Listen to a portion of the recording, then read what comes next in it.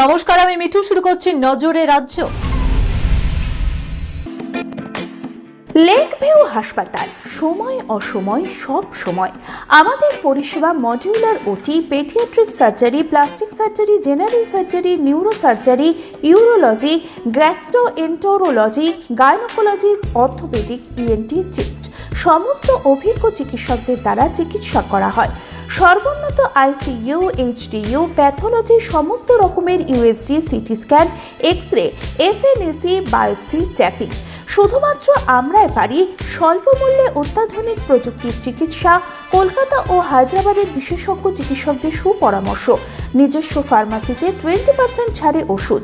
প্রতি রবিবার প্রসূতি মায়েদের বিনামূল্যে ইউএসজি পরিষেবা। ঠিকানা লেক ভিউ হাসপাতাল, লালদিঘি মোহনা বাসস্ট্যান্ডের পিছনে, বহরমপুর, মুর্শিদাবাদ।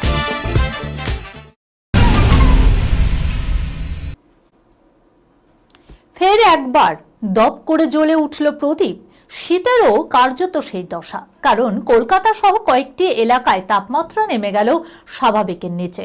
রাত ও ভোর নাগাদ বেশ ঠান্ডা অনুভব করছে শহর। তবে কি বঙ্গে ফের জাঁকিয়ে পড়বে ঠান্ডা? রবিবার কলকাতা সহ পার্শ্ববর্তী এলাকায় সর্বোচ্চ তাপমাত্রা 26 ডিগ্রি ও সর্বনিম্ন তাপমাত্রা 17 ডিগ্রির আশেপাশে থাকবে। দক্ষিণবঙ্গের বেশ কিছু জেলায় কুয়াশার পূর্বাভাসও দিয়েছে আবহাওয়া দপ্তর। তবে দক্ষিণবঙ্গে আর জাঁকিয়ে ঠান্ডা পড়বে না বলেই অনুমান আবহাওয়াবিদদের।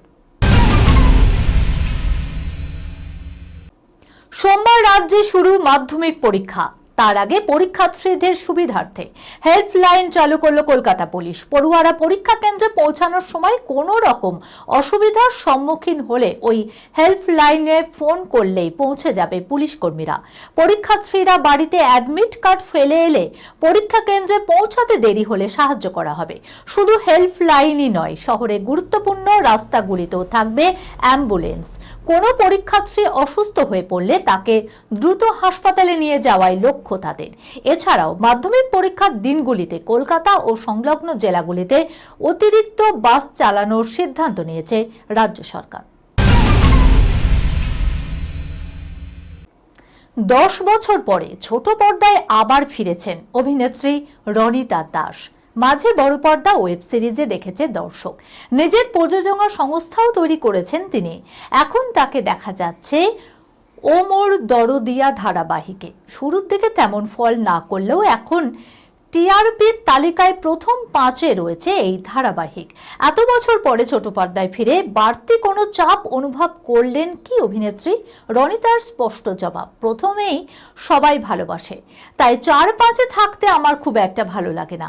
এটা আমাদের 365 দিনের কাজ। যদি নম্বর ভালো থাকে তাহলে কাজের প্রতি আগ্রহ, ইচ্ছা সবই বাড়াতে সাহায্য করে। কিন্তু নম্বর যদি প্রতিনিয়ত কমতে থাকে তাহলে কাজটা খুব একঘেয়ে হয়ে যায়। এই খবরের সঙ্গে শেষ করলাম আজকের নজরে রাজ্য। আপনারা দেখছেন টিভি 24 বাংলা, সংবাদ বিনোদন সারাদিন সারাক্ষণ।